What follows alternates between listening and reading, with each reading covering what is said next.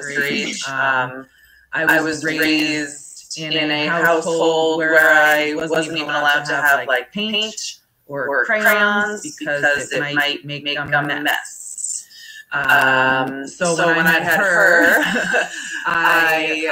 that was really challenging for me, and it's still I have to recognize the late 20s. So for her, I was blessed enough that she got to go to private Montessori schools up until she was 10, which was amazing. If anyone has little people, I strongly suggest it. It creates this independence in these little kids that most kids don't have the opportunity to have. And now she's 12 and she's been playing the guitar since she was 5. She skateboards every day downtown with her friends. My husband and I are a little more old school in terms of certain things with her.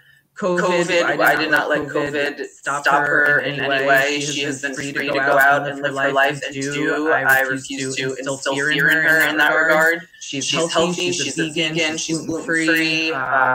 So I think that, letting your kid actually just be themselves and grow into themselves has been really rewarding for me to see the difference compared to how I was raised, which was much more like, suppressive.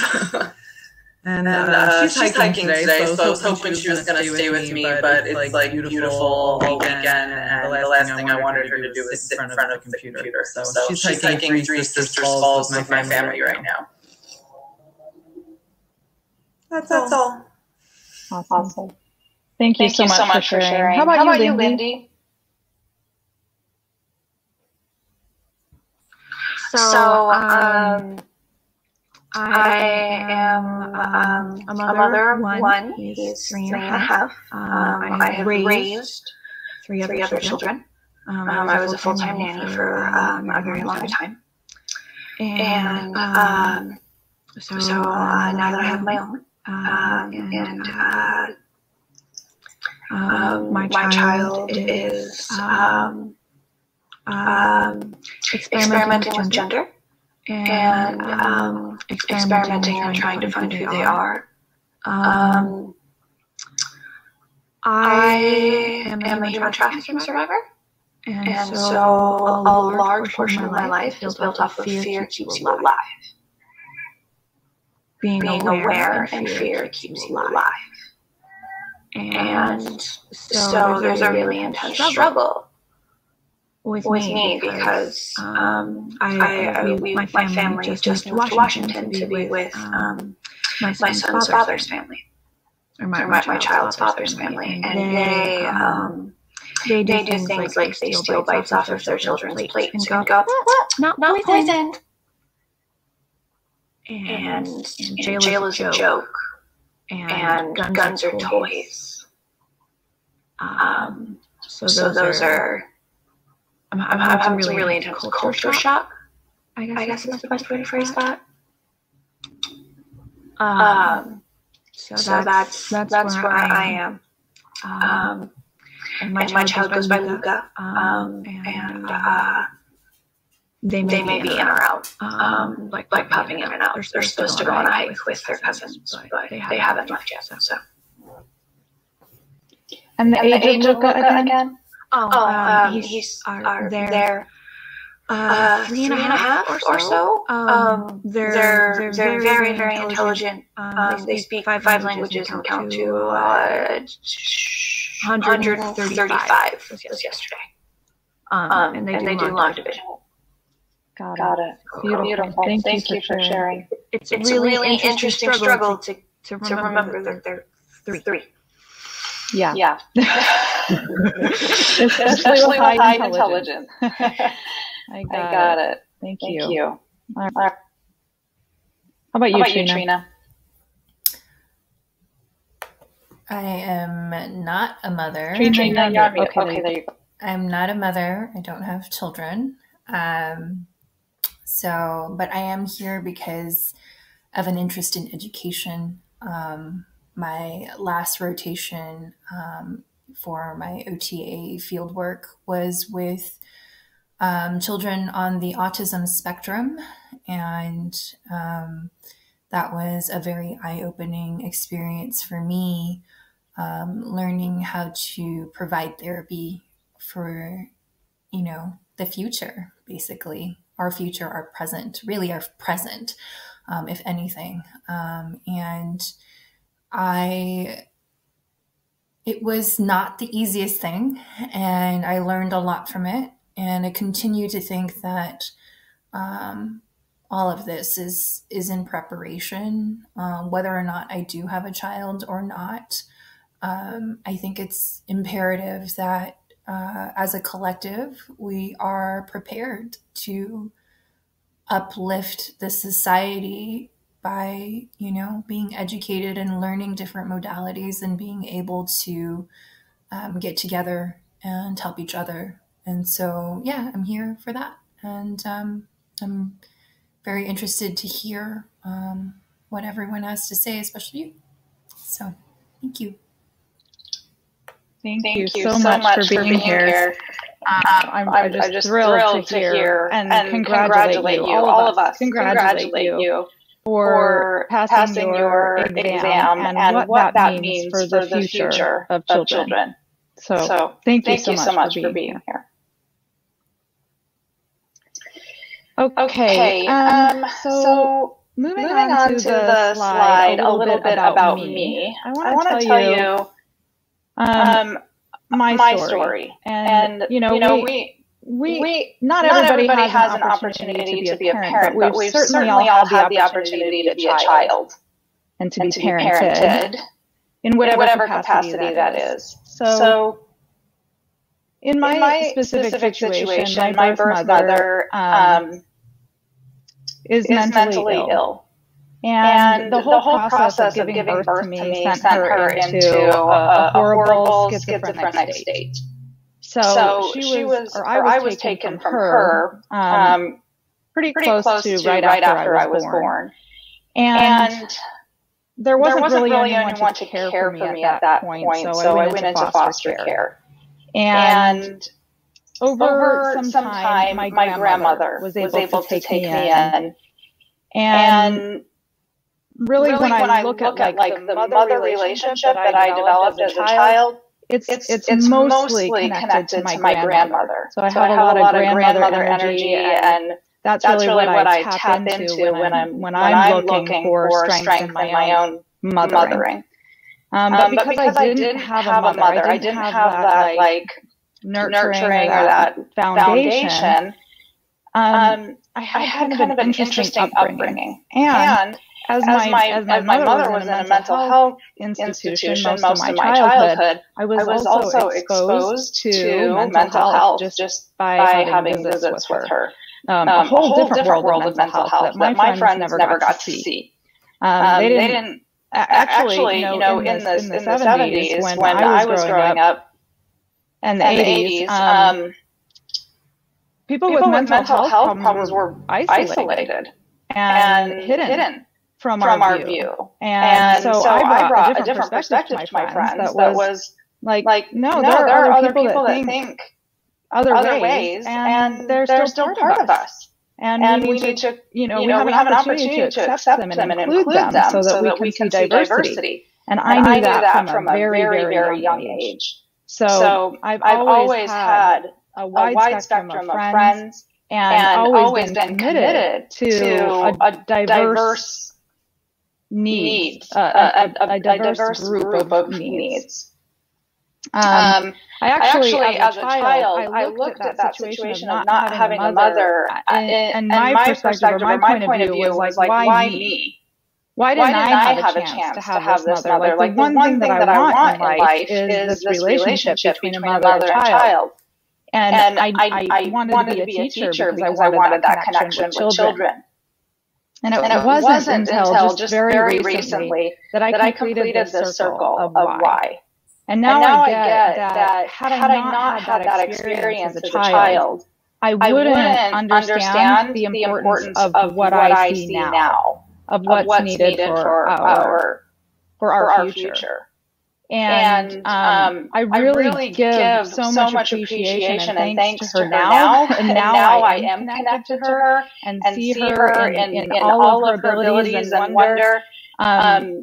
And I really appreciate, even though we were separated, I appreciate the life that she has given me and the perspective that I've gained from having her as my mother. So I ventured into finding my own family and creating my own family very quickly. At age 17, I was engaged to be married to a man at that point who had a child. So if you look at the next slide of my 5 children, the female on the right is my oldest stepdaughter, who was brought to me from that first marriage. And she gave me my first experience of motherhood. But I didn't know shit about parenting at 17. Like let's be real. I needed to look for some advice. And what I found was Montessori. I found my first Montessori school, and I enrolled her in that, and I was like, okay, this is something that I'm interested in. And right away, I plopped myself into teacher training and became Montessori certified. So by the time I was 19, I was fully immersed in classrooms. By age 19, I had my first child, the boy in the middle next to my wife. And he also, went into the classroom with me, and we really began exploring a whole new world. And at that point, I was like really tapping into, if I didn't have an experience that I can recall, that I can gain from, what can I create now? So really, Maria Montessori became my mother. And a lot of great women who walked this planet before us became my inspiration for developing my own children. And now I have 5 children. I have a blended family. As you can see, I've got a lovely wife. And she brought one son to our clan. So now we have 5. I gave birth to 2 boys and 1 girl. Naturally at home, and had a wonderful experience just becoming a mother and moving into the whole parenting. But I can't say that I did that alone. I did that with so much opportunity that Maria Montessori gave me. So I really do credit her for that knowledge and understanding. So I moved into my career. On the next slide, I started off at Montessori, and I spent a good 15 years there. Some things that I really developed were teacher training. I became a Montessori teacher trainer, and I really helped teachers develop the skills that they needed to have a well-functioning classroom. What that looks like on the court is learning behavior and learning classroom management and learning behavior techniques. And very quickly, parents or teachers started to say, you know what, it's not all on me. It can't all be my responsibility to have this child thrive. I need some parents to get on the same page with me. And that started our parent training. So I spent several years getting different parent trainings. I became Love and Logic certified, positive parenting.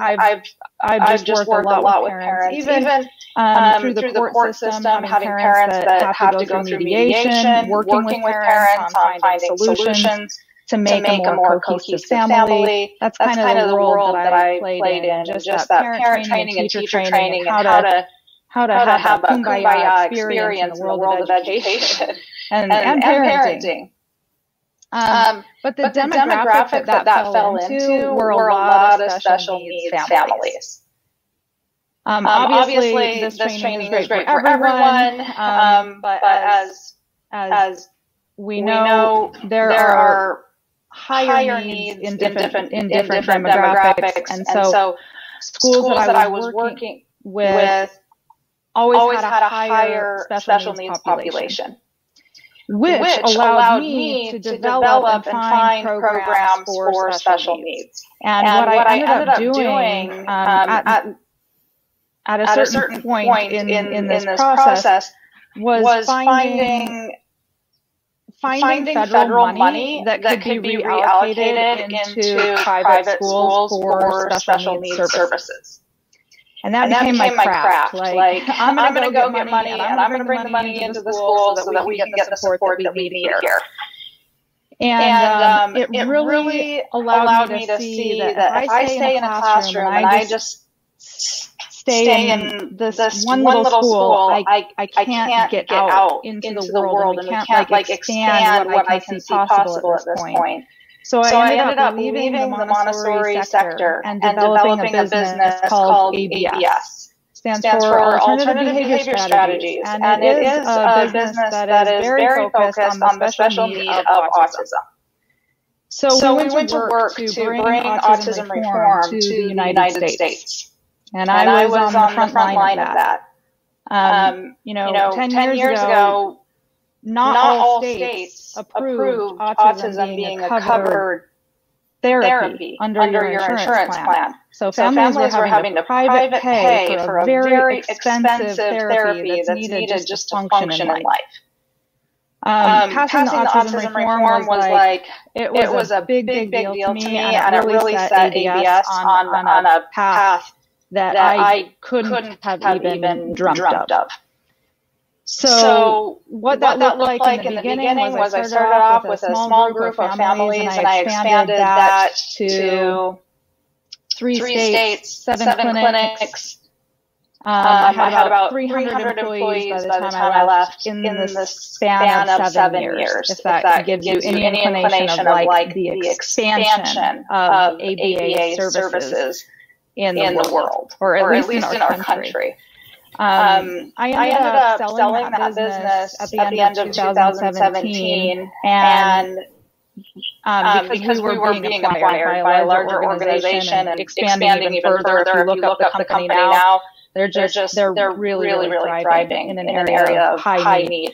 But at that point, when we were going through the partnership, I really looked at myself and the role that I would be playing in the new vision was a controller. And to look at where I had come from, being in the classroom, it was so far from my original vision that I just said, you know what, I'm gonna let that go. And I'm going to get back to education. I didn't really know what that looked like, and I went into kind of an identity crisis. But I really took my own time to find my yogi journey. In that, it meant yoga teacher training. It meant finding people like you guys, getting connected with Sasha, creating projects. And the sign that, the message that kept coming to me is education, like really connecting what I discovered in education. And at the bottom of that slide, at the bottom of my career slide, you can see that I had discovered the problem. And the problem that I could see, whether it was in the Montessori classroom or in the clinical world, is that parents were not involved. They were detached from the problem, or even the child. And looking at this culture that we have created where there's an expert who can fix this. It was definitely in our classrooms where a parent would come in and be like, you know what, my child doesn't have this behavior at home, so you fix it. Or my child has this behavior at home, and I still need you to fix it, and I don't know how. In the therapy world, there's now a mandate within the usage of the therapy where you have to have parent involvement. Like, you can't even get the therapy anymore unless you can prove that a parent is involved, because this is the problem. If we don't have parents who are like taking the education and applying it in all environments, it actually doesn't work. It falls flat. Like it'll work only in that situation with the teacher or with the therapist, but that's where it ends. And so this last year when I was looking at, okay, this education keeps coming back, I know this is the piece that's missing, and it's parents. What are some companies doing that are really changing in this new world? And I found this company called the Speech Sisters. They're just speech therapists. They've been doing online therapy where they're just one-on-one with a student. and doing the job. And they actually got put on like Good Morning America because when the pandemic hit and families were at home, they saw an opportunity to actually get parents involved in speech therapy. And they created these programs where they started training parents, like Michaela's type of parent at that age with little babblers, how to start communicating. And when a parent could like take that information and embed it in the entire day, it was like groundbreaking progress that children could make. And so the speech sisters were like, you know what? We're not running caseloads anymore. We're not getting children to be one-on-one anymore. We're going to start creating a program that's going to train parents. And it's been phenomenal because now there's an opportunity in 2020 to actually get that type of coaching online. So moving on to the next slide, 2020. You know, the calling came to return to education. It has been so loud. You know, in every tarot card reading, in every intention, like it's just like it's I can't deny it, and I'm willing to take it on. The opportunity is really to involve parents in the middle of education for our planet, and it's my mission to connect empowered parents to really create a change and to start empowering more parents to be in the middle of education. And I believe that we're in the hive for a reason. I think that this is a great space to start this conversation and to look at what it would be like to build a school in a virtual space like this.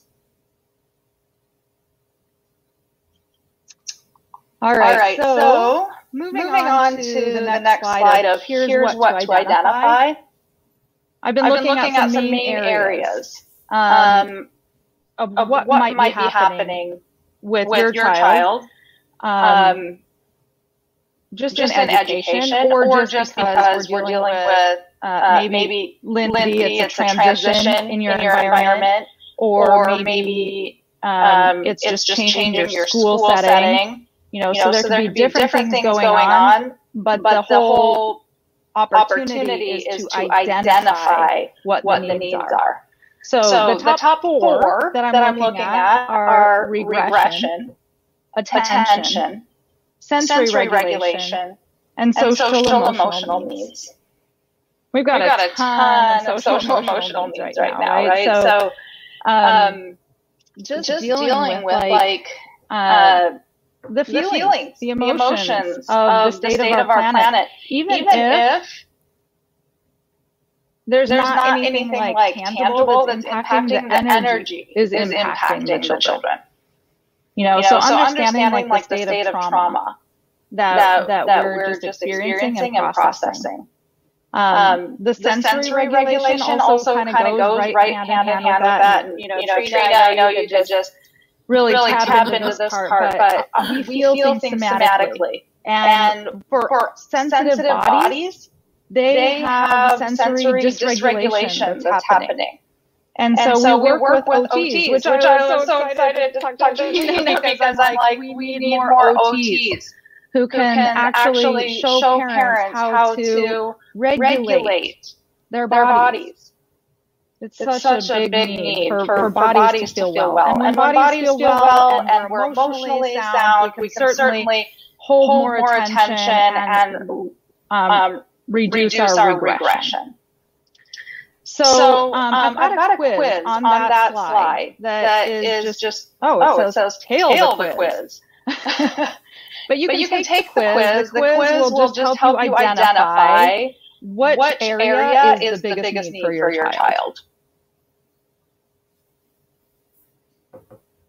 Feel free to grab that link and take that at your leisure. No need to stop and do that right now. Some solutions that I created this year are to have parent tips.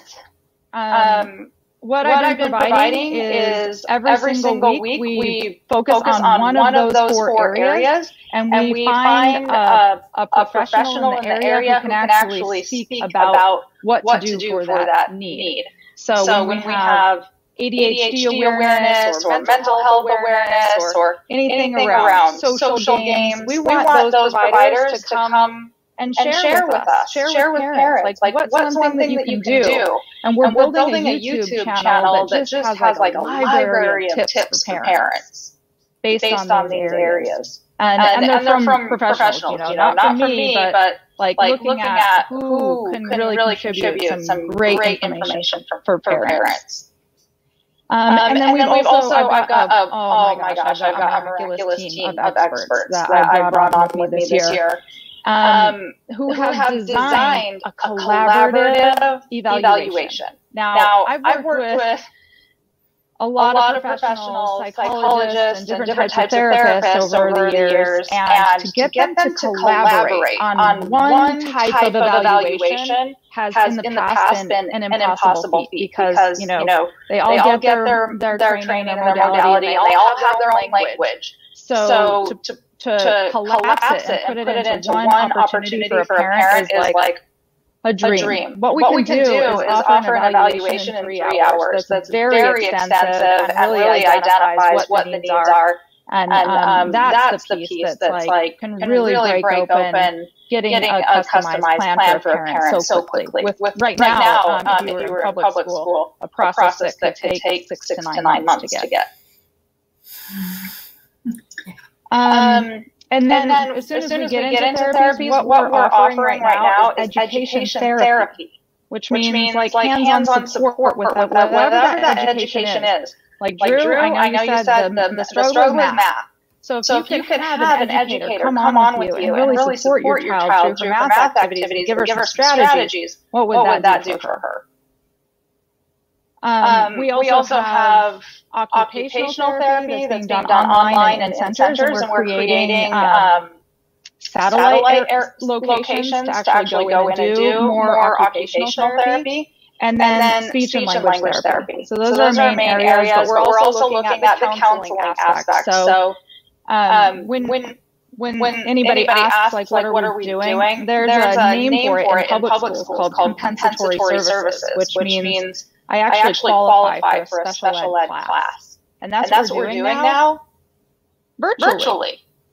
So there will be a component that comes along. They'll probably have like a behavioral / emotional counselor field. So we're still looking for that. All right, on the last slide. Second to last slide, where it says join us. I'm the CEO of Triton Support Services, and I also own another company called IEP Ready. Those two companies work hand in hand with evaluation services. I have a really great team of about 8 people right now, so of course I'm looking for people to join my Triton team. But I also went to a really great workshop in here where she suggested that we just add other people to our team that can be on the board of directors. So guess who joined today? Saraswati and Mother Teresa and Maria Montessori and Michelle Obama. These are inspirational women leading education who are on our team, and I would certainly love to have any of you join me as well. I don't know exactly what it looks like. I'm really intentional about creating space for parents to walk in and create with me. So on the very last slide, if you would like to connect, there is a form there where we can really get connected in the world of Triton. And if you want to be involved in Triton, please fill out that form, and I will reconnect with you, and we'll start working together. For the remainder of our time, I'd like to open it up to discussion and see if there's any questions in the areas with the expertise that I have where I can just help guide anything that you're currently experiencing. And if you are interested in moving forward and creating a space here, let's talk about it. I have a question. Yeah. So which parts of the autism spectrum do you work with? The whole spectrum. Okay. So from classic autism, Asperger's to ADHD to dyslexia. Okay. Yep. And I should say ABS was designed specifically for autism. Triton is not. We're working with neurotypical children. We're working with anyone who just has a need. So as much as that was ABS, the new mission is to assist all children in areas of education by bringing a parent focus to it. Okay. I was curious about that because a lot of people don't recognize ADHD or ADD as part of the spectrum. So I was Yep. We definitely recognize all labels and accept and support all labels. So, yeah. Even the gifted.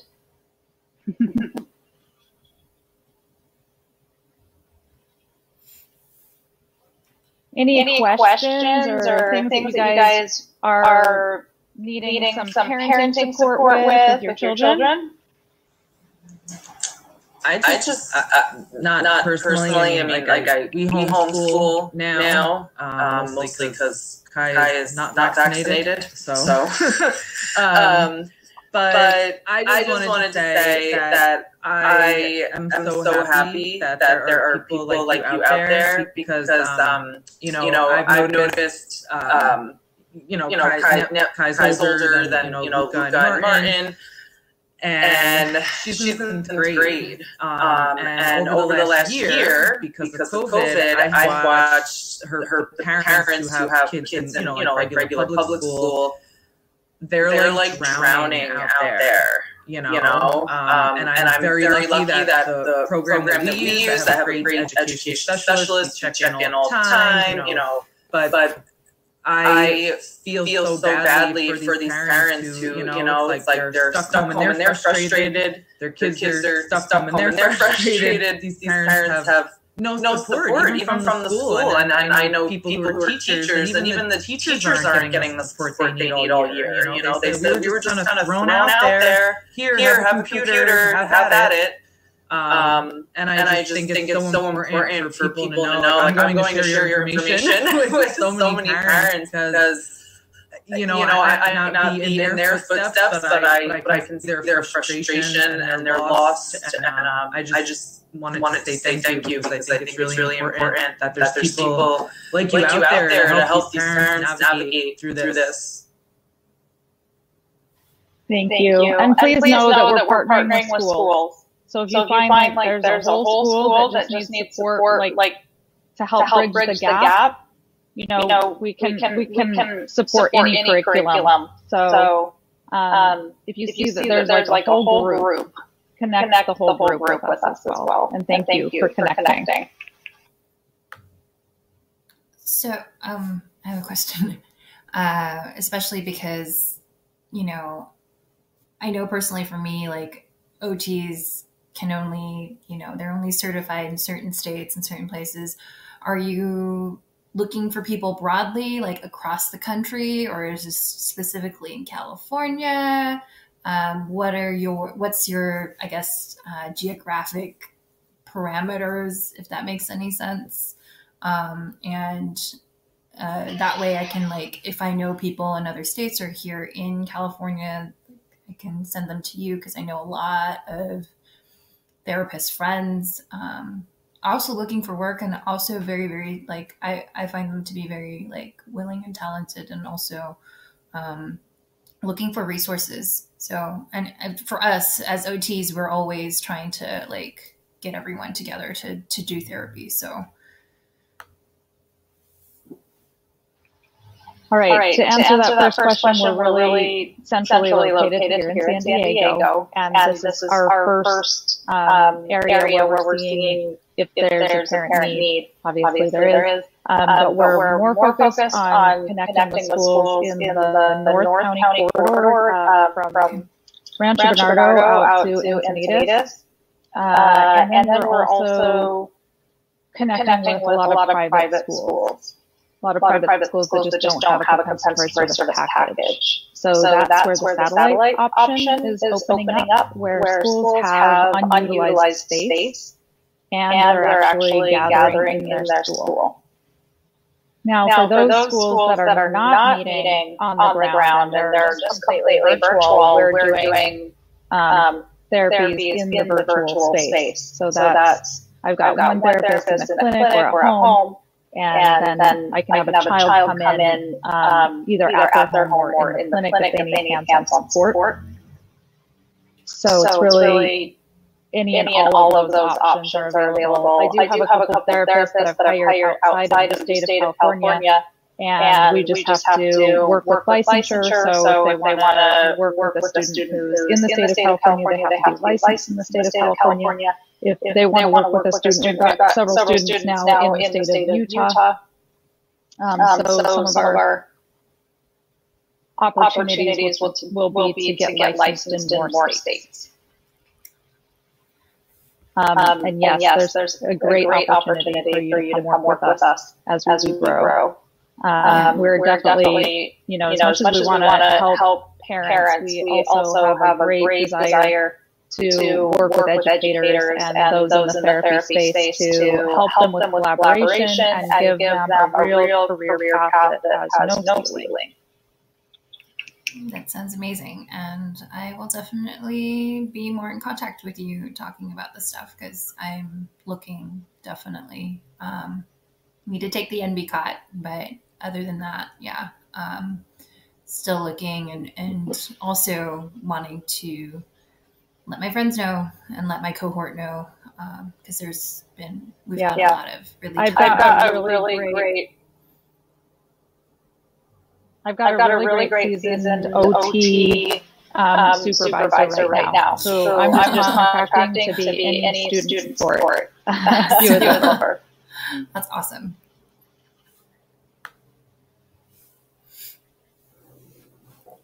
And thank you. Anybody else have questions? Yeah, you're welcome.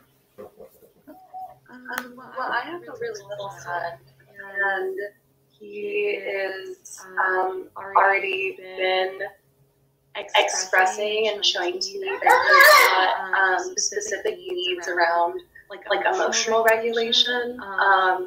He seems to get worked up like very easily, and has a level of like cooling and a level of like neediness for my attention specifically if I'm nearby.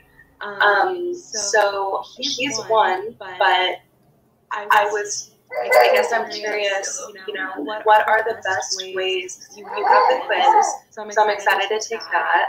But I'm able to identify those things early and help build the team around him to support, his understanding of the world and the way that he's processing information and his way that he's processing his feelings. Awesome. I don't know if the quiz is going to be super helpful for you just because of his age. It might be more elementary age, middle school age focused. I have some tips and tricks that I used. Yeah, let's hear it. So I'm on the autism spectrum, and so is my child's father.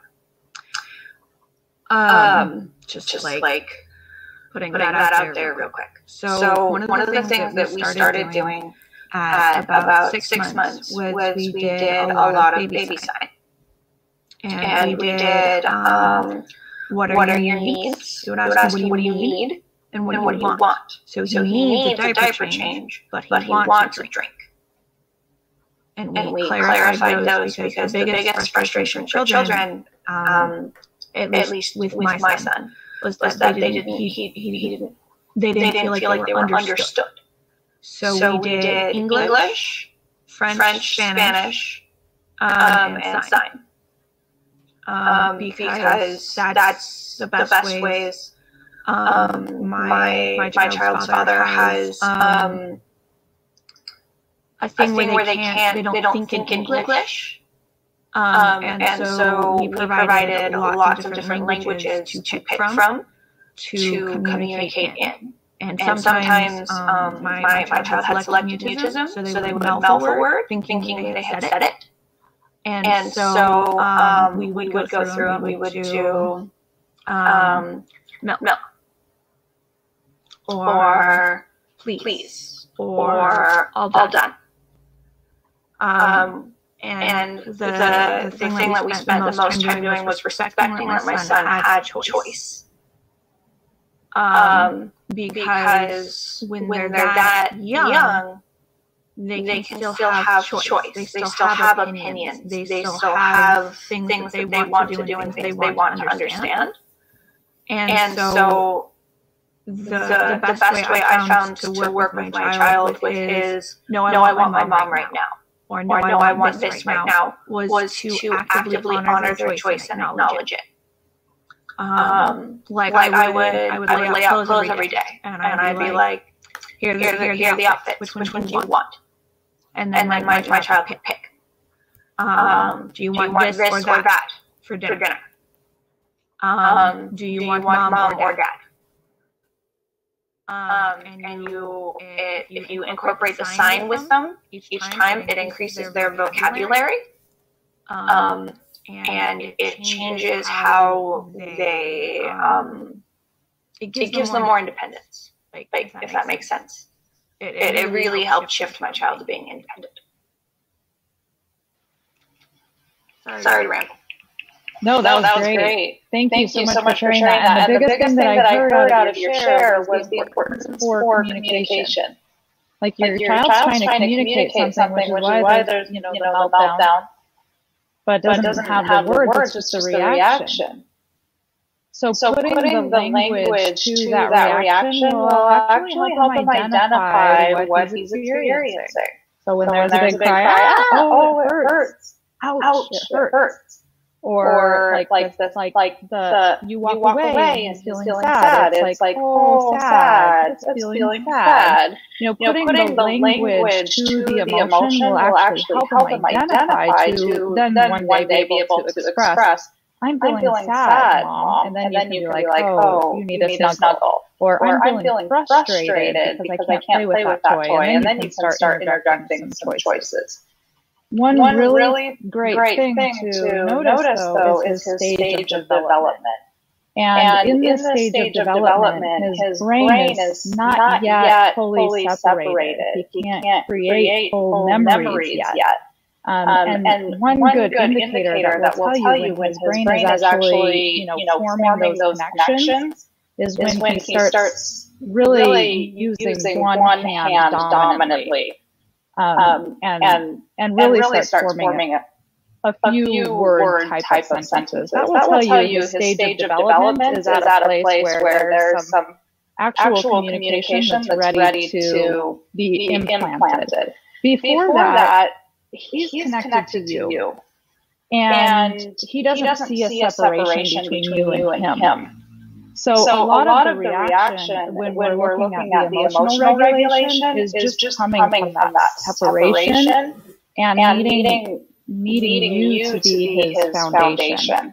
So Maria Montessori does teach that that connection and that bonding that you created is what he needs. So when he's having a reaction, to open your eyes and say, or open your arms and say you're feeling sad, and being open to him just getting what he needs from you until he's at that developmental stage of gaining independence. But until he's showing clear signs of that stage, which comes for boys around 2.5, 3 years old, you are that. You are his home. You are his expression of happiness or whatever he's experiencing. He'll look to you to be like, what is that? And then when you walk out of a room, it's not like he's throwing a fit because he wants his way. It's like part of his body just left him. And it doesn't make sense. So really giving him the choice to, be connected to you and really like not having it be on you like, I need a hug or I want to hold you, but letting it be his choice of how long I want to be held and what I need from my emotional state. Does that help a little bit? The other thing that was really awesome was there was a bunny book series. Is when I'm feeling sad, or when I'm feeling jealous, or when I'm feeling whatever. There's a whole series of them. It's like 10 books, and we would read them when he was like, there's one that was when I'm feeling lonely, and whenever I left a room and he was lonely, when I came back, we would read the book, and we would look at the pictures, and we'd be like, look, this mommy bunny left the little baby bunny. The little baby bunny felt lonely. So doing things that incorporate things like that when you're comforting and meeting them where they are was super awesome. I didn't realize that was the normal development line for when boys develop their independence. That's really cool. Yeah, it's really about the brain development. And if you can think back to when you had your first memory, that kind of is an indicator of your brain development, and when that separation of the hemispheres of your brain happened. So until that point, it's just we're dealing with an undeveloped brain. Okay. I have a